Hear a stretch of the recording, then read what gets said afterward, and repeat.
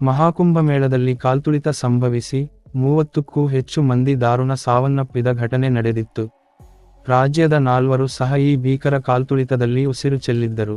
ಈ ಘಟನೆ ಮಾಸೋ ಮುನ್ನವೇ ರಾಷ್ಟ್ರ ರಾಜಧಾನಿಯಲ್ಲಿ ಮತ್ತೊಂದು ಕಾಲ್ತುಳಿತ ಸಂಭವಿಸಿದೆ. ಕಳೆದ ರಾತ್ರಿ ದೆಹಲಿಯಲ್ಲಿ ಸಂಭವಿಸಿದ ಕಾಲ್ತುಳಿತದ ಘಟನೆ ಸಾವಿನ ರಣಕೇಕೆ ಹಾಕಿದೆ. ಮಹಾಕುಂಭ ಮೇಳ ನೋಡುವ ತವಕದಲ್ಲಿದ್ದವರಿಗೆ ಯಮರಾಯನ ದರ್ಶನವಾಗಿದೆ.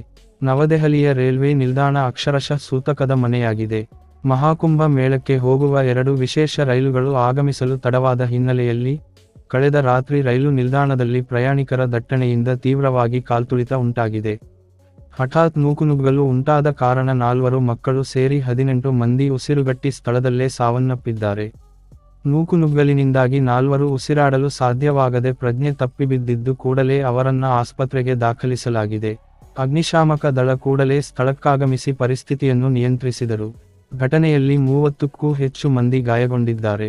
ಕಳೆದ ರಾತ್ರಿ ದೆಹಲಿಯಿಂದ ಪ್ರಯಾಗ್ ರಾಜ್ಗೆ ತೆರಳಲು 2 ವಿಶೇಷ ರೈಲುಗಳನ್ನು ರೈಲ್ವೆ ಇಲಾಖೆ ನಿಗದಿ ಮಾಡಿತ್ತು.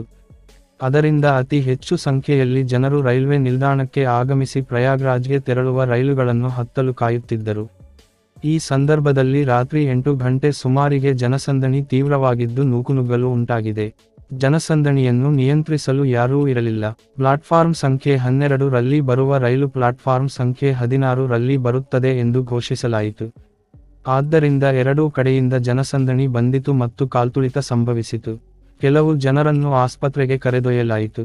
ಪ್ರಯಾಗ್ರಾಜ್ನಲ್ಲಿ ಸಂಭವಿಸಿದ ಕಾಲ್ತುಳಿತದ ಶಾಕ್ನಿಂದ ದೇಶವಾಸಿಗಳು ಹೊರಬರೋ ಹೊತ್ತಲ್ಲೇ ದೆಹಲಿಯಲ್ಲಿ ನಡೆಯಬಾರದ ಘಟನೆಯೊಂದು ನಡೆದು ಹೋಗಿದೆ. ದೆಹಲಿ ಕಾಲ್ತುಳಿದ ಪ್ರಕರಣದಲ್ಲಿ ಸಾವನ್ನಪ್ಪಿರುವವರ ಸಂಖ್ಯೆ ಮತ್ತಷ್ಟು ಹೆಚ್ಚಳವಾಗೋ ಸಾಧ್ಯತೆ ಇದೆ. ಈ ವಿಡಿಯೋ ಇಷ್ಟ ಆಗಿದ್ರೆ ತಪ್ಪದೆ ಸಬ್ಸ್ಕ್ರೈಬ್ ಮಾಡಿ.